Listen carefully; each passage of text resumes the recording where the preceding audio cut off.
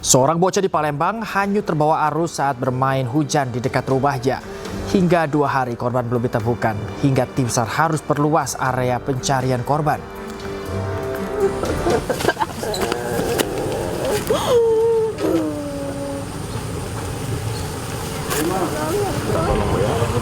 Ibu ini tak kuasa menahan tangisnya saat tiba di anak sungai perumahan Sukajaya Permai, Sukarami, Palembang, Sumatera Selatan.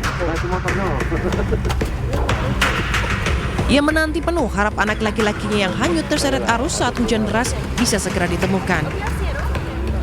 Saat anaknya dilaporkan hanyut, dia mengaku bermimpi anaknya meminta tolong.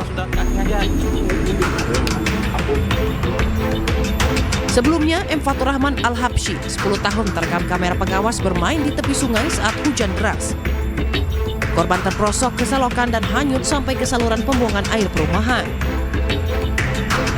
Tim gabungan dibantu warga mencari korban dengan membersihkan semak belukar di pinggir anak sungai.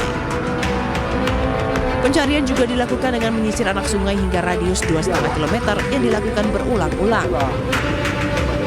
Di jam 6 pagi, pukul 6 pagi ya sampai sore hari ini kita melakukan pencarian melalui penyisiran ya secara manual. Kita buat pencarian bersama teman-teman tim Basarnas, juga didampingi oleh PU dan masyarakat sekitar ya. Kami melakukan pencarian mulai dari titik awal sampai di titik akhir pembuangan air seperti itu. Oke, apa yang kita lakukan tadi, Pak? Kita melakukan pertama penyisiran berupa semacam pagar ya, jadi pagar beruntun seperti itu, sembari kita melakukan pembersihan ya yang dicurigai adanya korban. Hingga hari ini belum ada titik terang dan pencarian akan terus dilakukan maksimal hingga 7 hari ke depan. Dari Palembang, Sumatera Selatan, Firdaus, iNews melaporkan.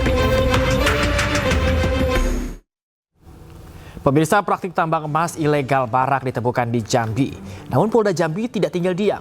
Mereka bergandeng penambang emas ilegal untuk membuat kolam ikan dan sawah di bekas lubang galian tambang emas tanpa izin.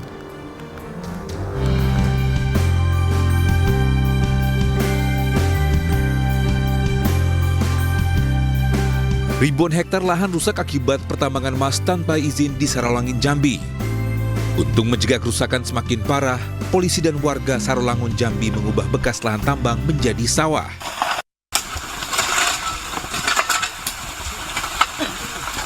Tak hanya sawah, sejumlah anggota polisi Polres Sarolangun mengubahnya menjadi kolam ikan. Tercatat hasil panen saat ini dapat memenuhi pasokan ikan satu kecamatan. Program ini pun bisa diandalkan sebagai penunjang ketahanan pangan sejalan dengan program pemerintah.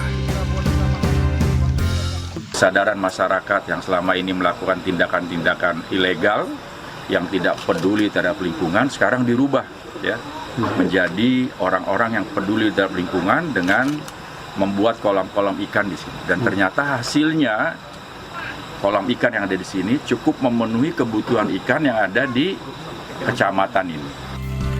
Pemanfaatan lubang bekas galian tambang ilegal ini merupakan inovasi Polres Sarolangun. Tujuannya untuk membangun kesadaran warga yang kebanyakan adalah penambang ilegal akan pentingnya menjaga lingkungan. Kegiatan ini sekaligus menjadi bukti bahwa bila dikelola dengan baik, lahan bekas tambang bisa menghasilkan uang untuk memenuhi kebutuhan warga sekitar. Dari Kabupaten Sarolangun, Jambi, Budi Utomo, iNews melaporkan. Seorang pria ditangkap polisi karena menjual 3 perempuan di Wonosobo, Jawa Tengah. Ironisnya, salah satu perempuan itu adalah istrinya sendiri.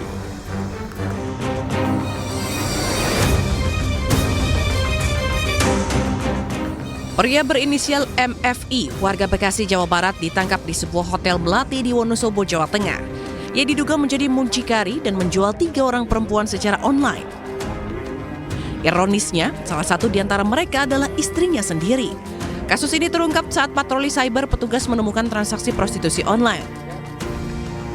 Saat diperiksa, ia mengaku mendapat komisi 50 hingga 100 ribu rupiah setiap transaksi. Selain di Wonosobo, ia juga sempat beraksi di Blitar dan sejumlah kota lainnya. Pencari pelanggan yang menawarkan di ini misalnya itu sudah dapat mengamankan sebagai pelaku juga kami ada 3 transaksi yang sudah kami berikan. Kini pelaku harus mendekam di penjara dan dijerat pasal tentang tindak pidana penjualan orang dengan ancaman hukuman maksimal 15 tahun penjara. Dari Wonosobo, Jawa Tengah, Didik Dono Hartono, iNews melaporkan. Mantan pegawai Lapas Tanjung Raja Ogan Ilir, Sumatera Selatan, tantang Kepala Divisi Lapas Kemenkumham Sumsel buka kebenaran terkait video viral napi Lapas Tanjung Raja pesta narkoba.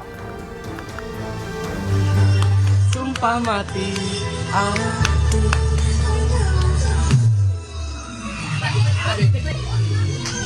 Buntut video viral pesta narkoba di Lapas Tanjung Raja, Kabupaten Ogan Ilir, Sumatera Selatan.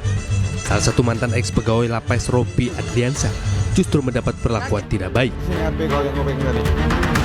Karena pegawai tersebut sebelumnya memberikan statement jika di Lapas Tanjung Raja memang kerap terjadi penyalahgunaan narkoba di warga binaan, pesta narkoba, menggunakan handphone, serta adanya pungli. Namun sayang, mantan ex-pegawai Lapas Tanjung Raja ini malah dituding menyebarkan berita hoax. Padahal menurutnya semuanya itu benar. Justru dirinya yang dituding pemakaian narkoba dan positif oleh Kadif Lapas Kemenkumham Sumsel saat memberikan statement kepada media. Bantu saya bang, tegakkan keadilan bang. Para lawyer-lawyers, para aliansi, bantu saya. Saya ingin menegakkan kebenaran. Kenapa yang dibahas? Saya yang bermasalah. Bahas saja kenapa video itu bisa ada. Handphone bisa ada, sabu bisa ada. Semua milik punya Bapak Presiden Prabowo Subianto. Bantu saya, Pak.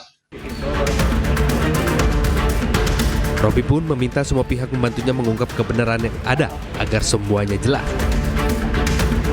Dari Kabupaten Ogan Ilir, Sumatera Selatan, Fitriadi, iNews melaporkan.